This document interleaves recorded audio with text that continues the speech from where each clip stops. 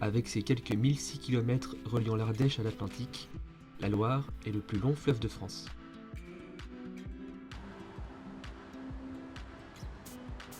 Souvent appelé fleuve royal en référence à ses célèbres châteaux, situés tout au long de son cours et au classement de ses rives au patrimoine mondial par l'UNESCO, le fleuve traverse des paysages divers, de la montagne aux plaines en passant par des vallées, et arrose plusieurs grandes villes françaises, comme Nevers, Orléans, Tours, Angers et Nantes. Depuis la ville de Nevers, un itinéraire cyclable permet de longer ses rives et de découvrir de nombreux sites qui jonchent sa vallée jusqu'à Saint-Brévin-les-Pins, lieu de son embouchure, sur près de 900 km.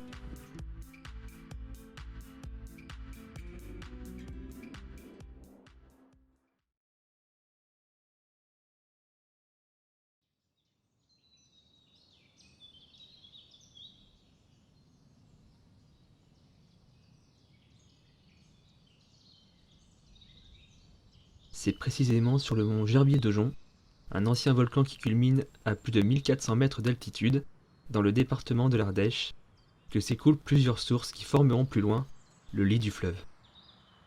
Abritant une réserve naturelle, le site est classé depuis 1933, ce qui en fait l'un des sites les plus visités du département.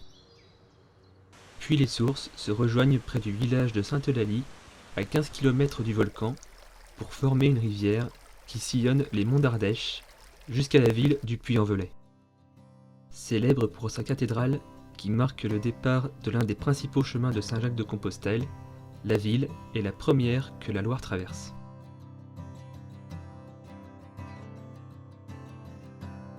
À 140 km au nord, apparaît la ville de Roanne.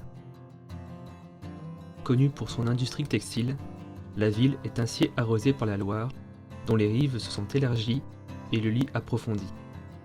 Roanne marque la fin d'un cycle de méandres sur près de 300 km. La ville marque également le point de départ du canal latéral au fleuve, qui fut mis en service en 1838 lors de la Révolution industrielle. La Loire continue ensuite sa remontée vers le nord et marque la frontière entre la Bourgogne et l'Auvergne, et plus précisément en séparant les départements de la Saône-et-Loire et de l'Allier. Ici, la Loire était l'objet de batailles entre peuples arvernes et celtes qui se disputaient l'exploitation du cours d'eau. C'est au village de Digoin que les rives de la Loire sont empruntées par l'itinéraire de l'Eurovélo 6, un itinéraire cyclable qui traverse l'Europe d'est en ouest en reliant la ville roumaine de Constanta, située sur le littoral de la mer Noire, à celle de l'Atlantique. Puis le fleuve irrigue la ville de Nevers, où se situe sa confluence avec la rivière de l'Allier, donnant ainsi à la Loire un lit beaucoup plus large. Ancienne cité ducale, la ville de Nevers est réputée pour abriter le corps de Bernadette Soubirous, plus connue comme Sainte Bernadette. Elle fut témoin de pas moins de 18 apparitions de la Vierge Marie, dont la première se déroula près du rocher de Massabielle, près de Lourdes, qui en abrite désormais le sanctuaire. Morte en 1879 en cette ville, son corps est retrouvé intact en 1925 et sera canonisé en 1833, ce qui fait ainsi de la ville un grand lieu de pèlerinage. Plus au nord encore, la ville de Sully et son château dominant le fleuve marquent le début de la Loire touristique, celle des châteaux connus du monde entier, en somme les rives classées au patrimoine mondial de l'UNESCO. Classées en 2000, ces rives témoignent de plusieurs événements liés à l'histoire de France, de l'Antiquité au XVIe siècle où elles étaient alors le siège du pouvoir royal.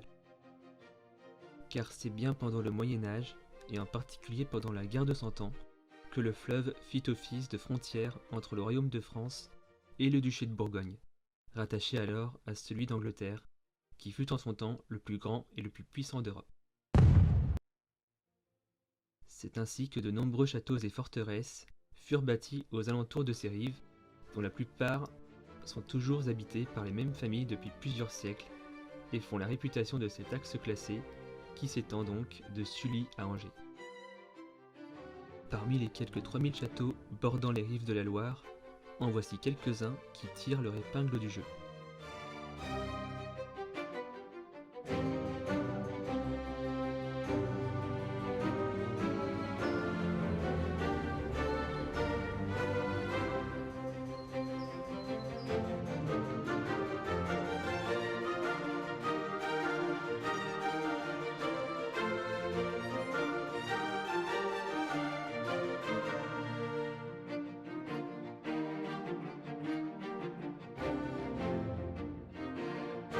outre les châteaux, les rives classées de la Loire abritent également d'autres monuments célèbres, tels que la ville d'Orléans, première ville libérée par Jeanne d'Arc lors de la guerre de Cent Ans.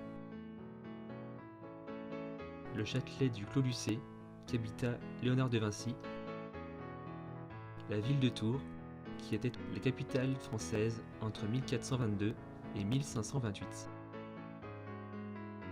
les grottes pétrifiantes de Savonnières, l'abbaye de Fontevraud, qui fut en son temps l'une des plus puissantes et somptueuses de France,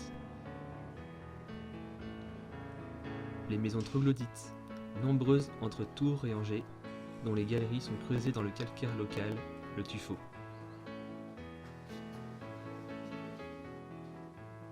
Et ainsi que ces vignobles que l'on suivra tout au long de l'itinéraire jusqu'à Angers.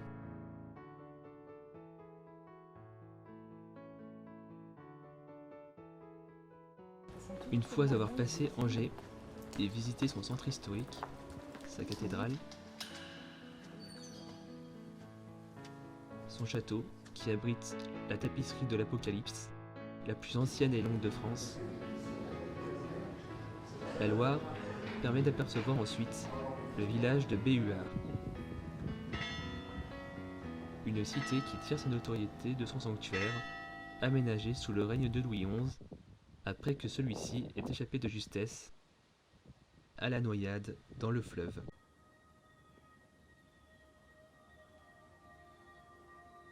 Ainsi que le village de Saint-Florent-le-Vieil, l'un des symboles des affrontements entre troupes royalistes et républicaines en 1789. Puis la Loire irrigue Nantes, ancienne capitale bretonne, où se trouve le dernier château bordant ses rives.